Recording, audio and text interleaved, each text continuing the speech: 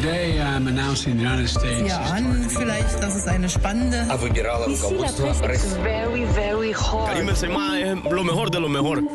La revue de presse internationale sur Europe 1. Nous irons ce matin au Congo et aux États-Unis. Première destination, la Chine. Bonjour Sébastien Le Belzic. Bonjour. De quoi parle-t-on chez vous ? Alors la une de l'actualité en Chine, la discrimination à l'embauche pour les anciens malades du Covid. Le journal Xinhua Xiaobao révèle ainsi que de nombreuses entreprises à Shanghai disent clairement ne pas recruter d'anciens malades, ni même des employés ayant travaillé dans les centres de quarantaine ou de dépistage. C'est parfois indiqué directement dans les offres d'emploi.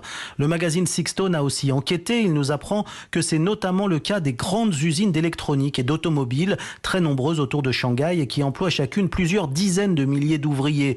Mais stigmatiser ainsi les anciens malades est contraire à la loi, rappelle Sixstone, qui revient sur le cas d'un ouvrier testé positif après avoir travaillé dans un centre d'isolement pour les malades et qui depuis est incapable de retrouver un emploi. Il doit dormir dans la rue et faire la manche pour survivre. Absolument édifiant. Merci Sébastien. Direction Kinshasa à présent. Bonjour Patricia Huon. Bonjour. À la une au Congo. Ce dont on parle en République démocratique du Congo, c'est de la rencontre qui doit avoir lieu aujourd'hui en Angola entre le président congolais Félix Tshisekedi et son homologue rwandais Paul Kagame.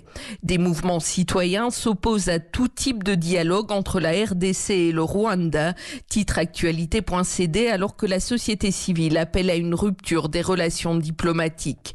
Les deux pays sont à couteau tiré depuis que le groupe rebelle M23 a repris les combats contre les troupes congolaises dans l'est du pays. Kinshasa accuse le Rwanda de soutenir la rébellion. Les troupes rwandaises occupent encore une partie du territoire congolais, dit Politico.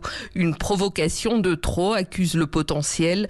Radio Okapi, financée par les Nations Unies, rappelle que plus de 170 000 personnes ont déjà été déplacées par les combats et que presque aucune aide humanitaire ne leur parvient. Enfin aux États-Unis, bonjour Alexis Guilleux. Bonjour. À la une ce matin à Washington. Eh bien, la nouvelle passe d'armes entre Pékin et Washington, plus d'un demi-siècle après les premiers pas de Neil Armstrong sur la Lune, les États-Unis sont engagés dans une nouvelle course à l'espace. Les mots sont du patron de la NASA, cité dans le Washington Times, l'agence spatiale américaine préoccupée par une potentielle prise de contrôle de la Lune par Pékin.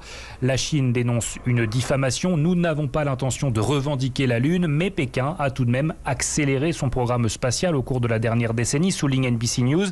Après un premier alunissage sans équipage en 2013, l'Empire du Milieu prévoit maintenant de lancer des fusées suffisamment puissantes pour envoyer des astronautes sur le satellite d'ici 2030. La course à la Lune s'enflamme, titre Bloomberg. La NASA accuse la Chine de voler des technologies étrangères, car côté américain, un retour sur la surface lunaire est aussi un objectif, explique Newsweek. La fusée Artemis doit décoller dans les prochaines semaines pour un aller-retour vers la Lune sans équipage, afin de survoler la face cachée de notre satellite pendant plusieurs jours. Merci Alexis Guilleux.